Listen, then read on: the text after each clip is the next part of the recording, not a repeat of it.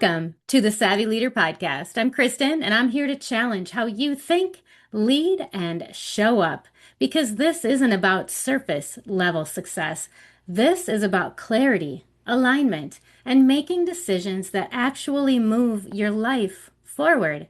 If you're ready to stop performing and start leading with real intention, then you are in the right place, my friends.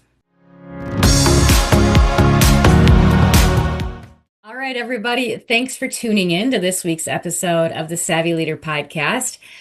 Today, we're joined by Gran. She is a remarkable woman and she has an incredible story to share.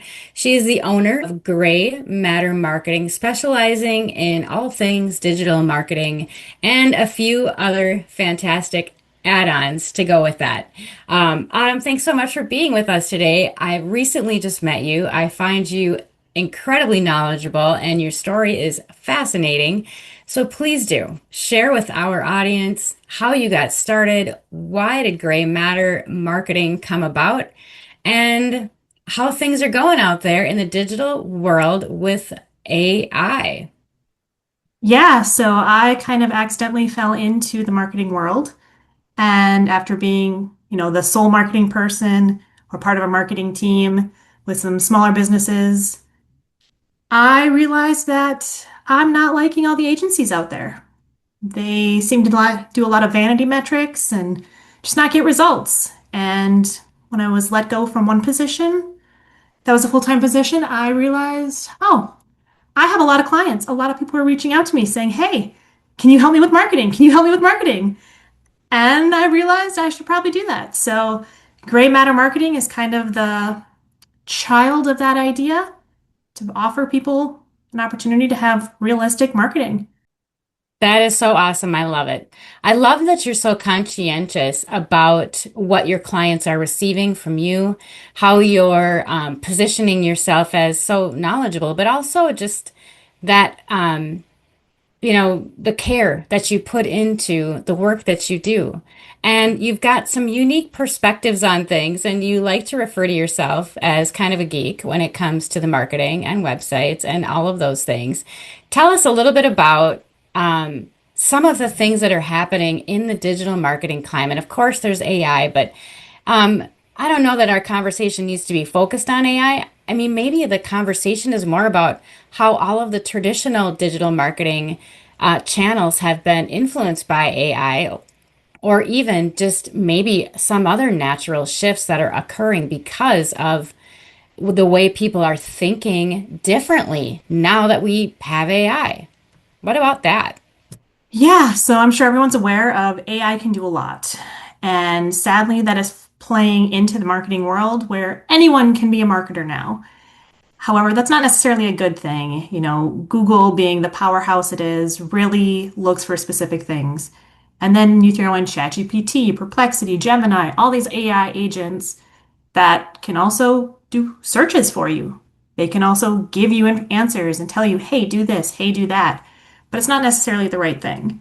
So I'm really seeing in this kind of big shift right now is how customers are searching has changed.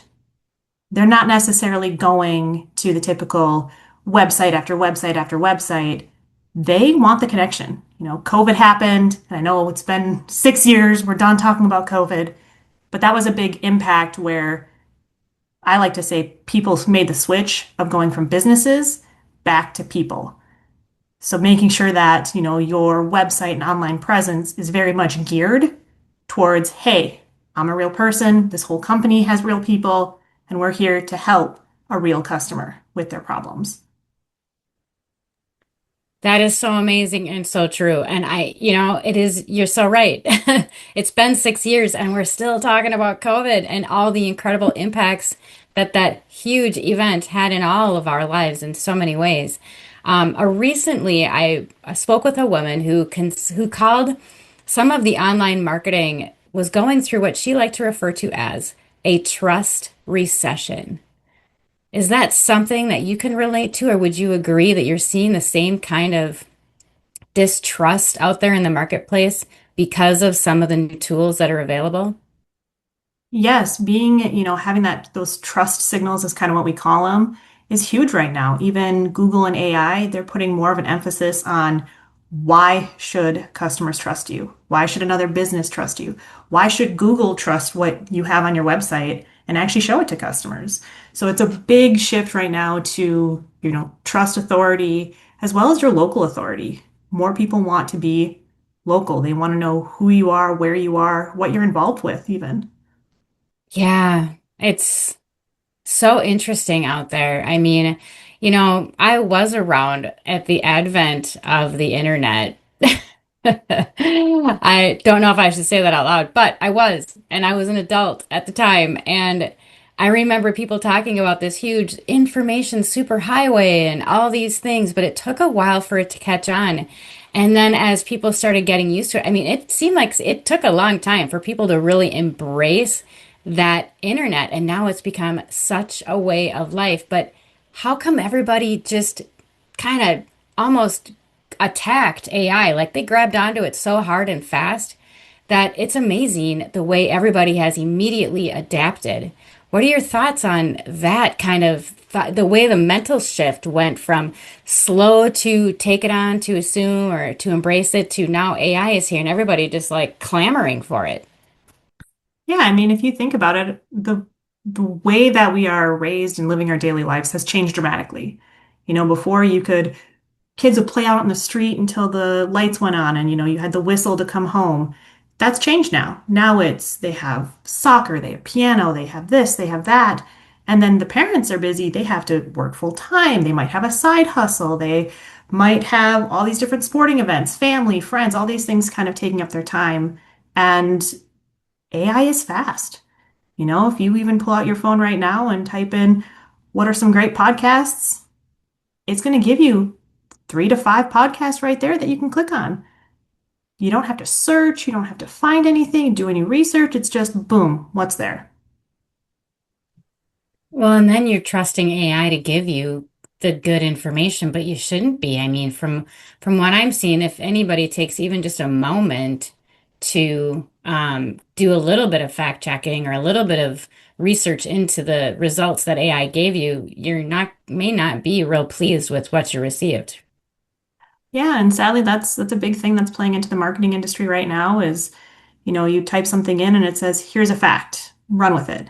And I'm even seeing some other marketers use it for building websites. Here's what we want it to look like. I was just talking to an individual last week who had a brand new website built for her. It's beautiful, but Google and AI can't read it at all. And all that money and time that she invested is gone. She needs a whole new website. Wow. That's really interesting.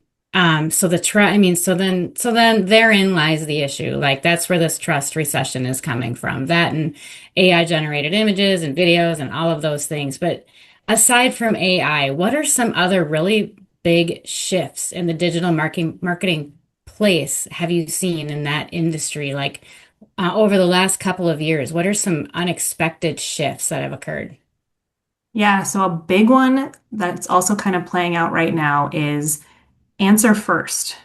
So, when you were originally building your websites, even when I first got into the industry, it was, why should you choose us? Why are we the best? That's gone and dead and buried. Right now, it's they want answers fast. They want to know, what are you solving for me before they even get into who you are or what you do. And it's all about transparency. Now no one wants to give out their email or their phone number. They want pricing up front. They want to know what you can offer them, what you can provide for them, where you serve, who you are, who's going to be showing up at their front door. They want all that information before they even click on a button. That's incredible. Because I'm thinking, I'm playing that out, in my head right now, and I'm thinking, I do that. Like, I do that too. I'm so impatient. Like, I want the pricing. Just tell me what it's going to cost me so I can do my own research and figure out who I want to use based on my budget without having to go through the awkward conversation of pricing with you. Nor do I want to be pressured into purchasing something that I'm not entirely comfortable with based on price.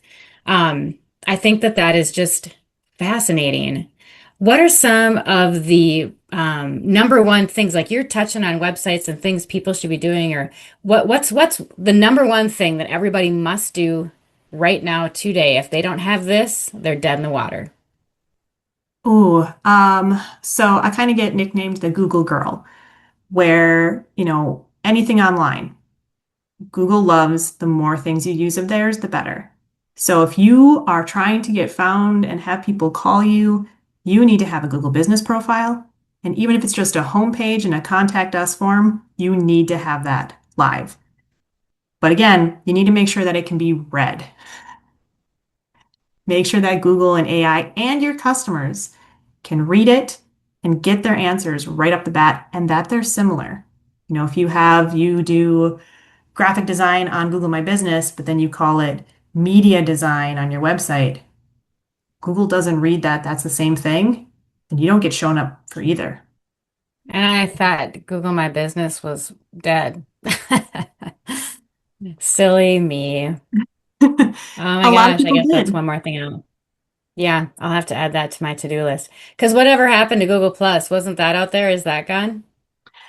That's pretty much dead. It's now, the Google My Business profile, then you have Search Console, Google Analytics, and if you're running ads, having Google Ads, those all talk together and Hmm. making sure it can connect to your website and your social media. Your Hmm. whole digital presence changes the game. Hmm. Make sure you have one.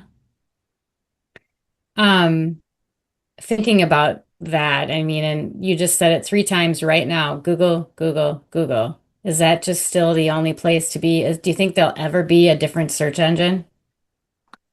I mean, ever since Google did that big shift and is doing all like the ChatGPT ads and things like that, there's been a big push for what is it, DuckDuckGo or Grey Duck or whatever Yeah, that Duck, is. Duck, Go.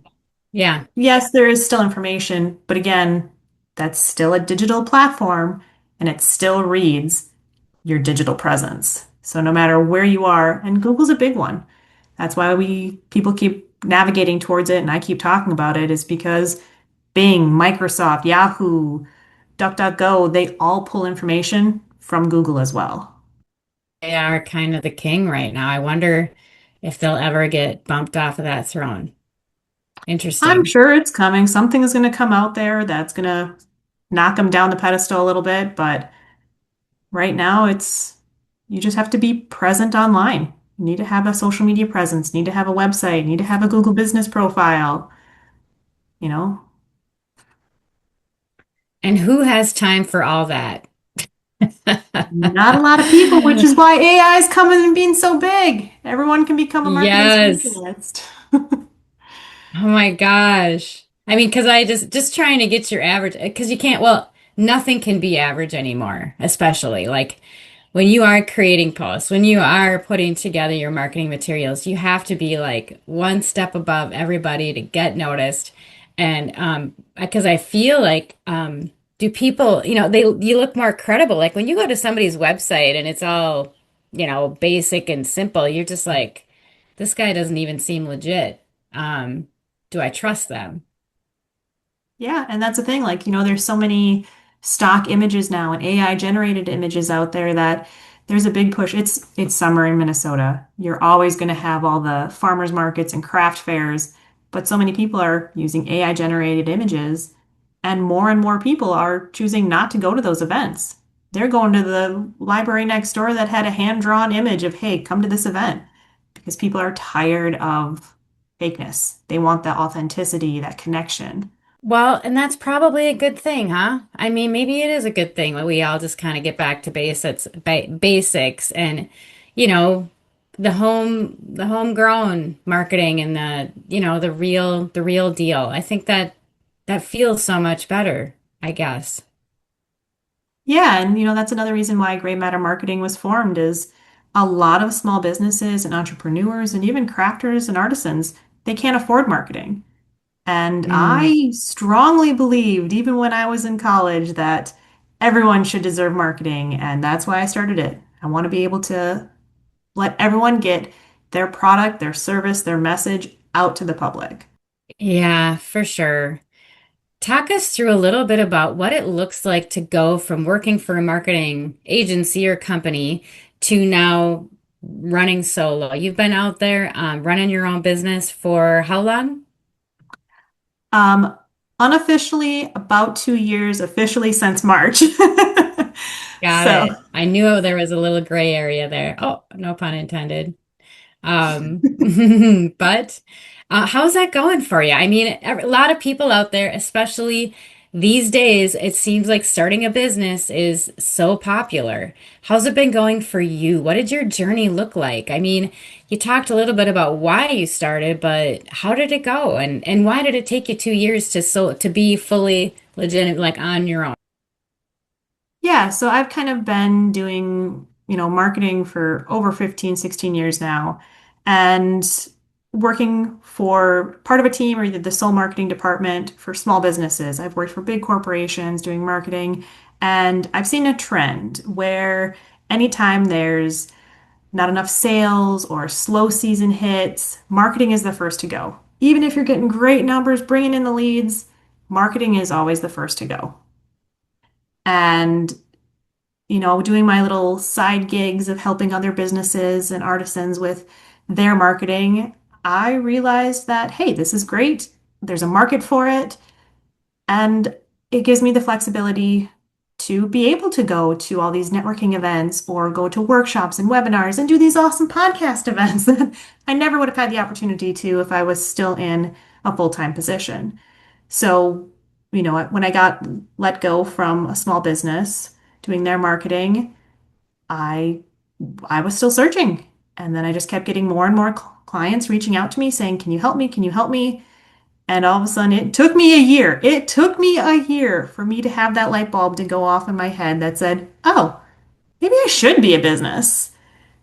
And sadly, there's not a lot of resources that are accurate or up to date on how to start a business.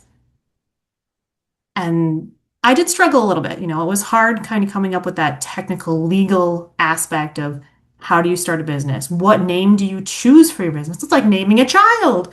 It is so tough. And then, even with gray matter marketing, when I came up with that name, I realized this was it. When you just have that feeling in your gut where you're like, this is the name, this is who I want to be. Sadly, it was taken by tons of other people throughout the entire world. And I'm like, I'm just going to make it work. I have to have this name. And so I just ran with it. And it's been a learning curve. I am still learning, but I'm here and I'm present and I'm having a fantastic time. Oh, I'm glad to hear that because owning it there, it is so rewarding to do your own thing your own way. And I love that you are so passionate about your name. I think it's a fantastic name, so I can see why you like it. I also know a little bit of the history, but I think I'm curious. I should say I'm curious. What was the one thing you did over the last year, say, that made all the difference in the world? What's, that one shift that you made, whether it be to source out something or fine tune your niche, or what was the one thing that made all the difference for you? Yeah, so a couple things jumped to my mind where, again, when I was first starting, I wasn't even an official business yet, but I'm like, hey, I built this amazing tool that can do audits on people's websites to see how are they getting discovered. And I offered it up in the middle of winter to a bunch of contractors, just saying, hey, no sales, no gimmicks. I just want to test out my system. I had people reach out, I ran the report, and it was amazing to see what the average is, at least for like the state of Minnesota and Wisconsin, on websites of how they're being actually discovered. You might think you have the best website out there, and you're like, nope, you only got 30 out of 100. Oh boy, let's talk. So, and a lot of people that I was chatting with, they don't have the technical knowledge. They knew they needed a website, they might have built one, but that's where it ended. They didn't know anything about updating it, running it. What are crawl bots? How does that function? What's schema? And it was really passionate for me because I was able to, take my geekiness, my nerdiness, and be able to talk to people about it in a way that they understood. I mean, they can build a roof, a deck, but they don't know the digital side. So we had a nice little mutual, understanding if they explained HVAC to me or how decking was installed. And I got to talk to them about schema and how crawlbots search their site. And it's a great learning experience when you get to expand your knowledge and also get to talk about something you're passionate about. Yeah, I have no idea what schemas are and crawlbots or any of those things either. And I think, to your point earlier, marketing, which is the worst thing you should take your foot off the gas on, is the first thing people let go of. And that's because I think because we live in a world where it makes it sound so easy, like anybody could do this, I can do that, I can handle it myself. But then you bring up things like schema and crawlbots, and then we all go, what? Wait a minute. What? What's the one thing you've noticed most often that people miss on their website? Schema, sadly, a lot of people, they don't know what it is. And even if they have a designer build their site, it's so often overlooked because it's not present. It's not the first thing you see. It's in the back end code. It's buried under all of your headers and image and font sizes that people forget about it. And it plays such a big part because schema is basically a snapshot that tells Google and AI agents what your site is about. They don't read everything on your page word for word. They go quickly. You have basically 3 seconds to tell them, what is this page about? What is this website about? Or they're gone. They're on to the next one. Wow, 3 seconds. I think that's gotten worse. Didn't it used to be more like 6 or 8? Honestly, I think it's closer to even like half a second now, but I was trying to be Oh generous. my gosh, we're doomed. We are all doomed. And so that means too, like all these wordy websites or all the things and all the words, like everybody's trying so hard to describe what they do, but they have to do it in what, 5 words or less? Yeah, pretty much. And, I've seen so much, especially working for all these other businesses, where they try to cast such a wide net. I service the whole Twin Cities or, all of Western Wisconsin. And it's like, well, that is too large of a net. You just built your website. Let's get established in 3 zones and 3 hubs first. 3 hubs. So like 3 cities or 3 towns, or what do you mean by hub? Think about like, especially depending on where you are, like here in the Twin Cities, they're all big cities. But you have like Apple Valley. Apple Valley has a pretty good established audience there. And then you can branch it out a little bit to Rosemont and Farmington, which are a little less populated.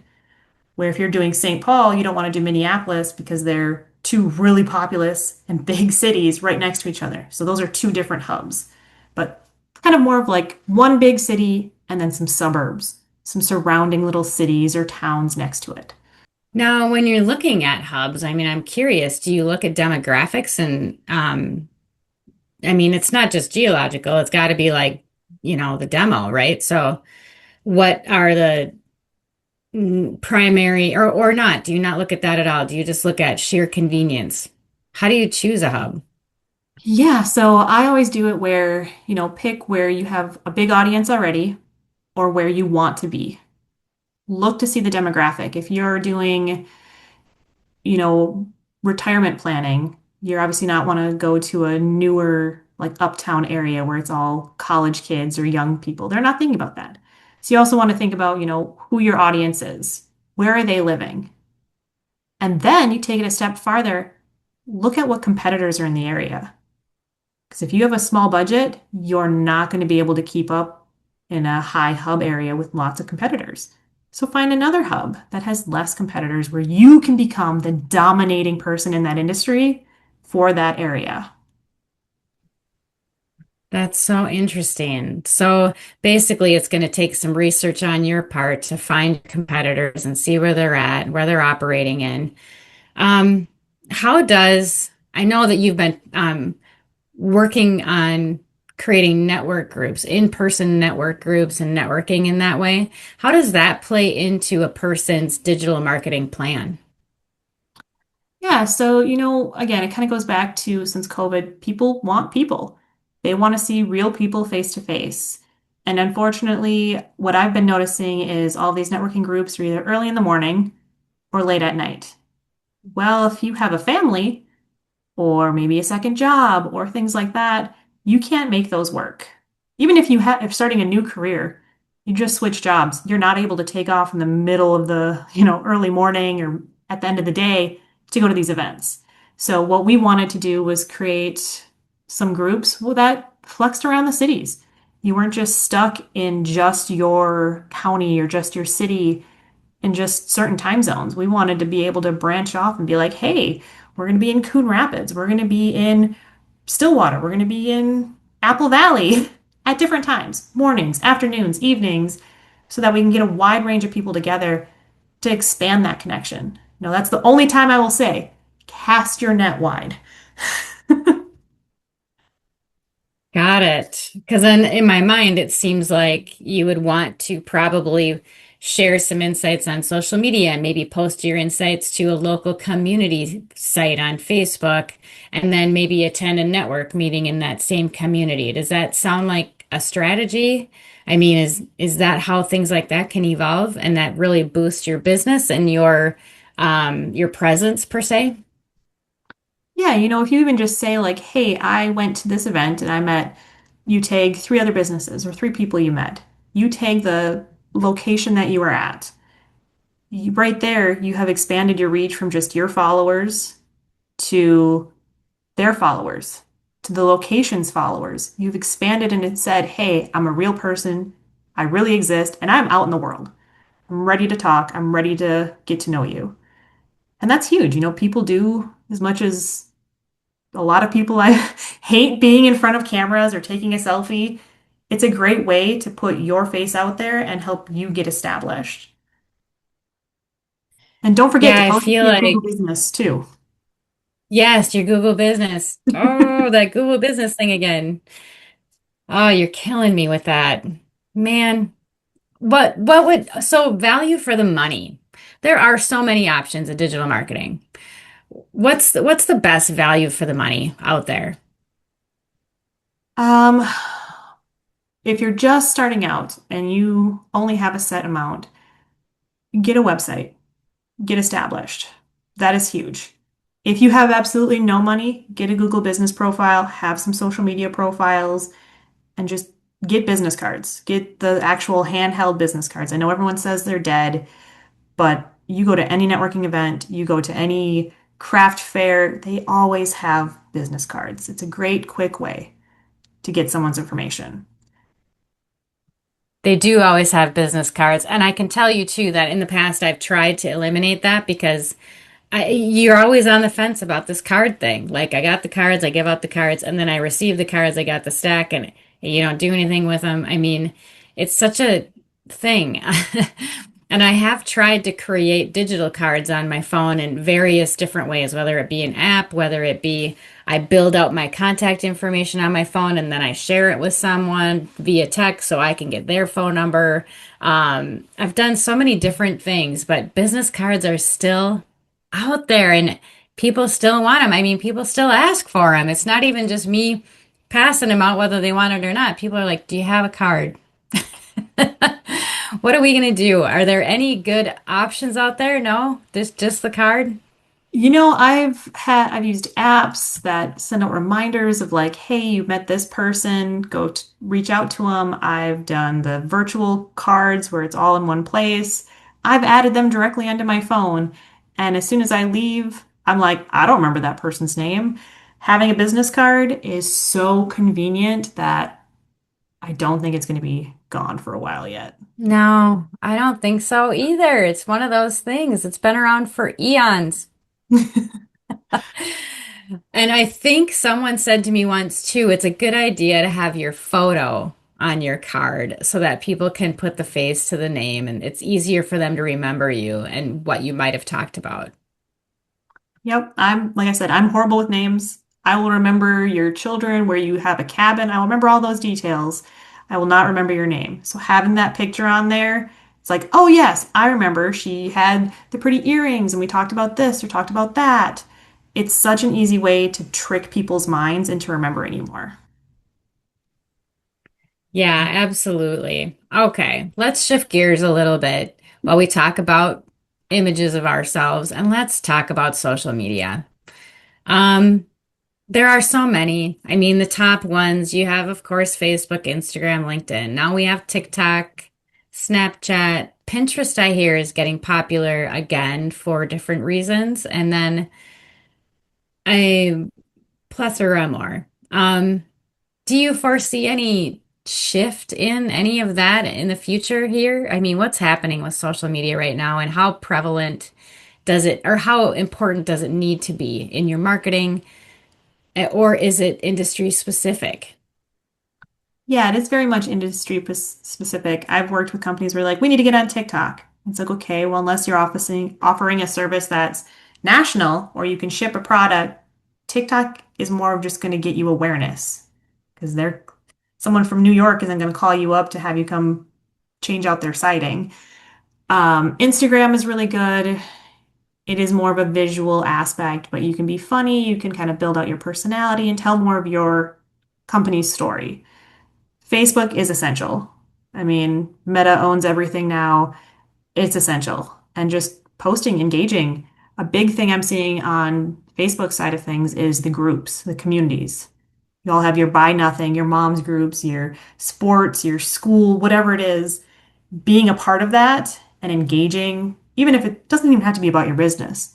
But you always know someone who's like, hey, what event is going on this weekend? Oh, I know a couple events. Or what's people's opinion on this cell phone provider versus this one? It builds up your credibility of just you're here and you're part of the community. And LinkedIn, that one is changing quite a bit. The algorithm still sucks. It does not show relevant content, but it is a great way to get yourself as an industry expert, as well as get your business established into the professional community. Okay. Um, what about Pinterest? What's your thoughts on Pinterest? Against popular belief, I believe Pinterest is dead.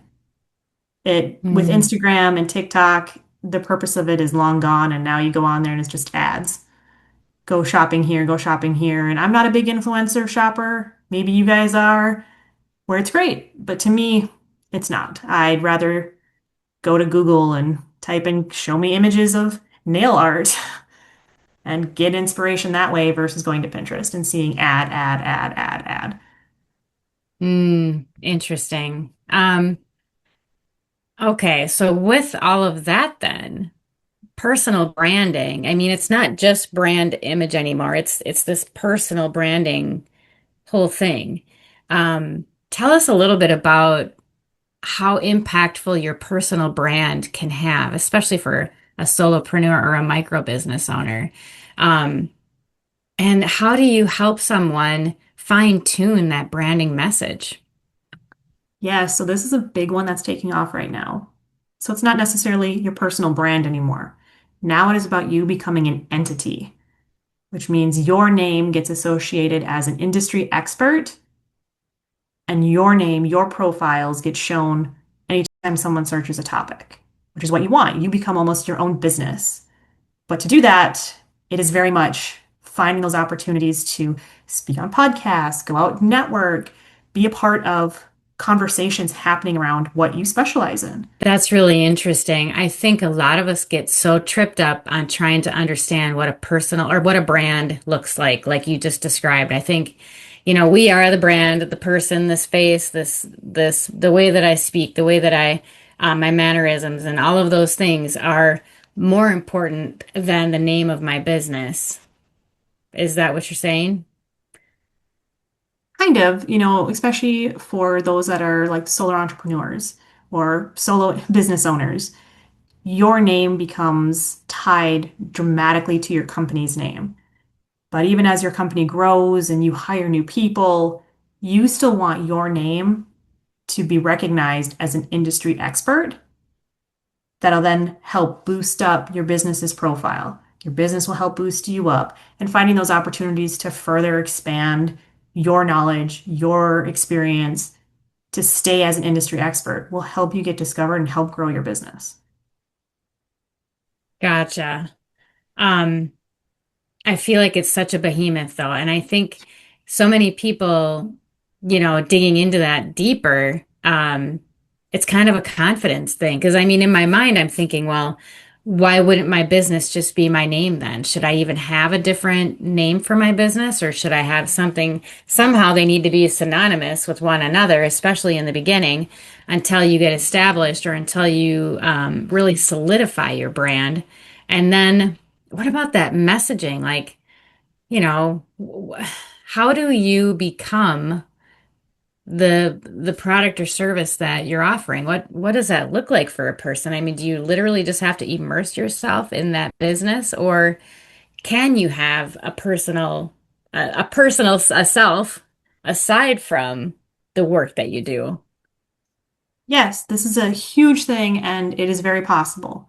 I'm a mom, I have friends, I have family, and family is really important to me. So I want to make sure I still have time. So I set that aside. That is my personal brand. That is who I am. But my professional brand, my entity is, a marketing expert. So I go and I find opportunities to help run workshops, attend webinars, and even just publishing content. I mean, a blog post is a great way to get your information, whatever little scatterbrain idea is running around in your head that you're really passionate about, put it out in the world. LinkedIn is really great for this. If you don't have a website and you don't have a blog, you can publish an article there and become established in a professional social media site that you do know what you're talking about. You are an expert in this industry, and you can just keep doing that way. You can split them. You almost have three. You have your personal one, your professional one, and your company one, but they all kind of work Interesting. together. So then how much authenticity is too much? Is there a line there, or should everybody just let it all hang out? It depends on you. I am more of a quirky individual myself, but I try to have my personality come through a little bit on my professional branding. But my company side, I try to keep it a little bit further professional. I'm not going to be dropping swear words but I will, I mean, if you visit my website right now, you will probably see the word gonna, because that's what I was born and raised in, and it's going to be there because that is a part of what makes gray matter. Is we're a person, we're real people behind the website, behind the company, and but I'm also not going to be dropping F-bombs or talking about what I did over the weekend or things like that. I mean, there's got to be a place for that, though. I suppose it depends on what it is you're selling, or Yeah. no. Oh, 100%. Talking to one individual who runs a shuttle service. Hmm. It's him as the shuttle service. And if you're getting in a car with a stranger, you want to know exactly who you're getting in a car with. Where hiring someone to do your ads and your marketing, you're like, I need to know who you are and be able to reach you, but I don't need to know what your music taste is or where you live or anything like that. So it's kind of just knowing your audience and knowing what they expect. Yeah, I think that that's really important to recognize your audience. It can be hard to define, though, your audience. It seems to me like my audience evolves along with me. Like I'm in my 50s, I'm female, professional, whatever you want to call it. I feel like I resonate, me as a person resonates with people similar to me. Is that true? Or, I mean, or do opposites attract? It varies. It really just kind of comes down to who do you want your audience to be? Because you can be the person that's casting your net everywhere, hoping you get someone. Or you could be like, I'm really passionate about small businesses. I'm really passionate about women entrepreneurs. And those are the people that you gear your messaging towards. Does it make sense to have more than one audience, or should you stick with one? Oh, no, no, no. You need to have probably a minimum of three, but you can have upwards of Oh, 10, 15 oh, but as long as they're defined. defined. They have their areas they live, their interests, their hobbies. They have what they're passionate about. I mean, think of it. You're not going to have just one customer for life. You're going to have, we'll use roofing. You got people who they are elderly and want not to think about their home. But then you also have the people who are new construction. You have people who are, I just need a new roof so I can stop thinking about it until I retire. And then people who are like, oh my gosh, I got hit with hail and now I really need to think about my roof and I never thought about it before. Those are all customers that you can target. They all have their own personality, their own brand voice, but they all are customers of yours.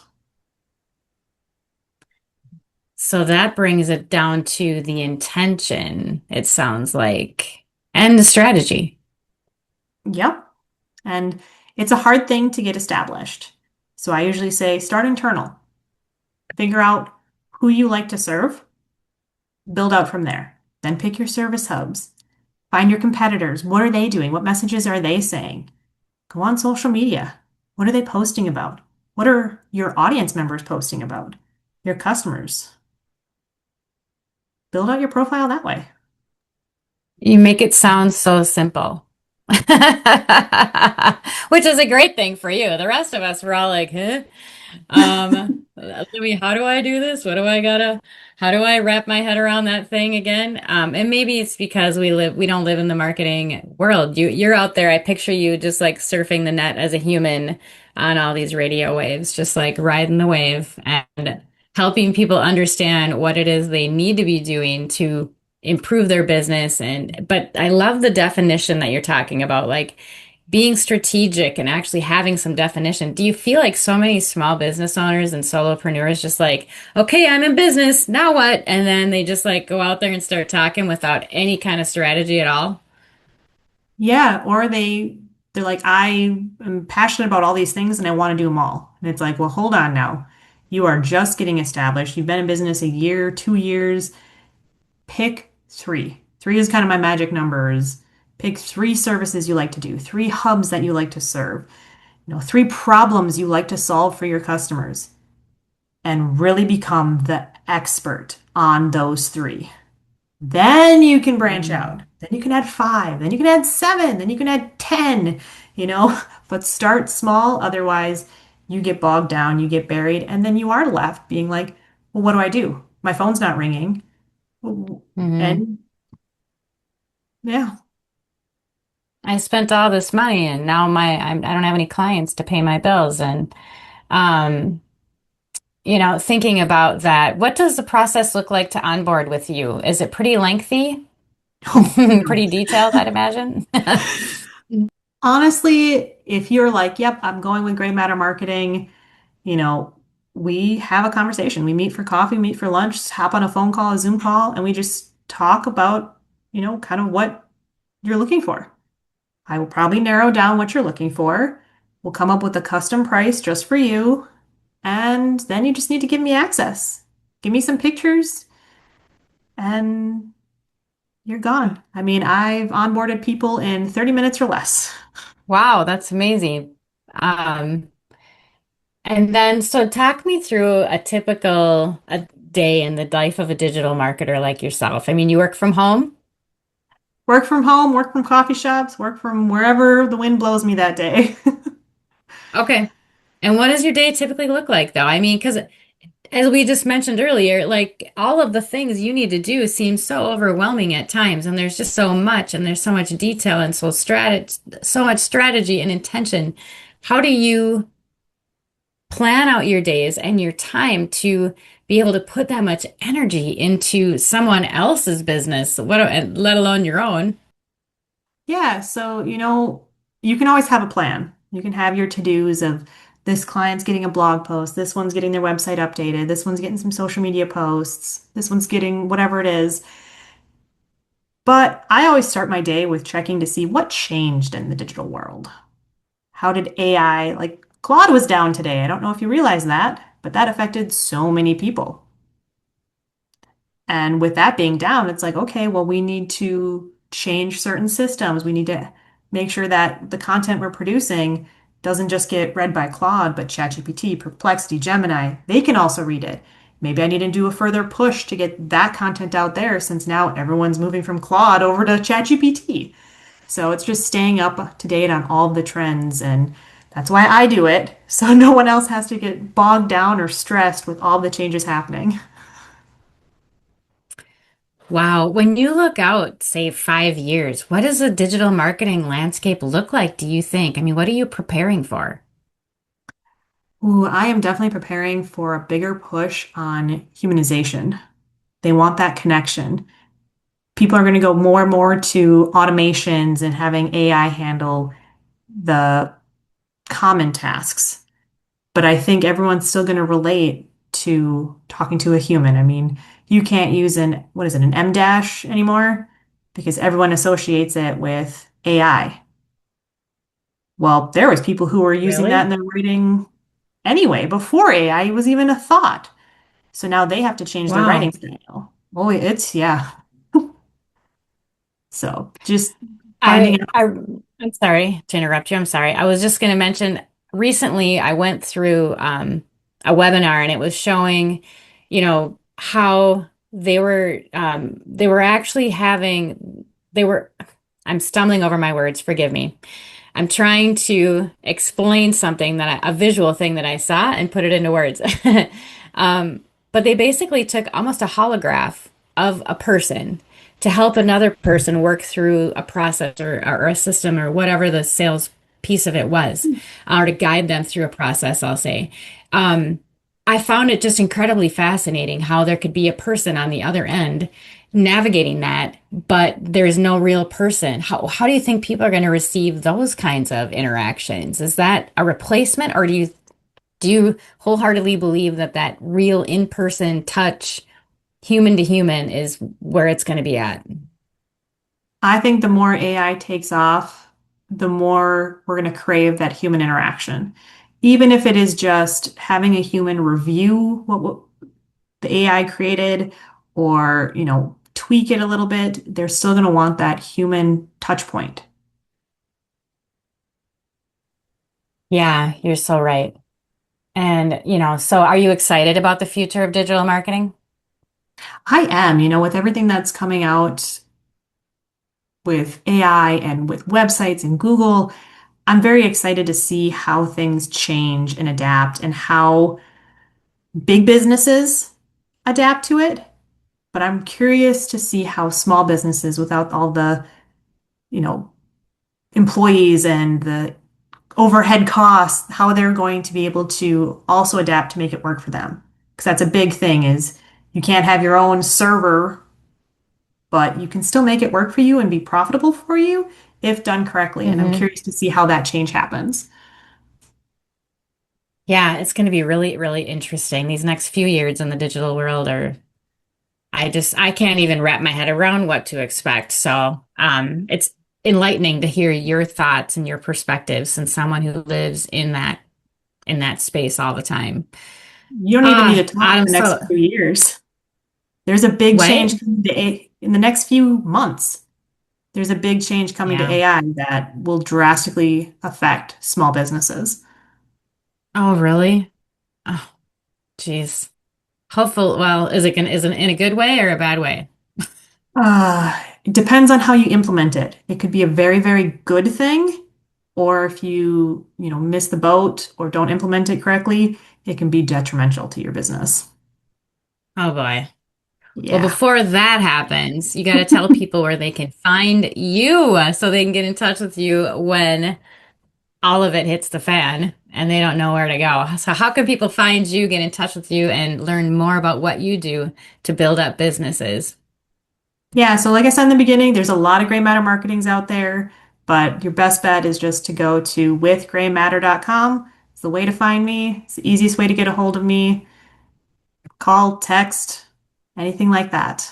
I'm available. Beautiful. Awesome. Do you have anything coming up that we should keep an eye out for, or what can we expect from Autumn Gran and Gray Matter Marketing in the future? Yes, we have some fun articles and tips that will be coming out, as well as we have another networking meetup. So stay tuned for that.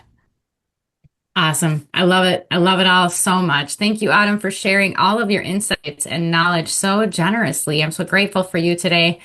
I'm grateful to know you and to have met you so recently. I love what you're doing. I love the method behind the madness. So thank you. Thank you. Thanks for listening to the Savvy Leader Podcast. If something in this conversation made you think differently, that's the point. Share this episode with someone who needs it and make sure you're subscribed so you don't miss what's next. For more conversations on clarity, alignment, and real leadership, connect with me through the SavvyLivingNetwork.com and join the conversation at the Savvy Leaders Lounge on Substack. Until next time, lead with intention.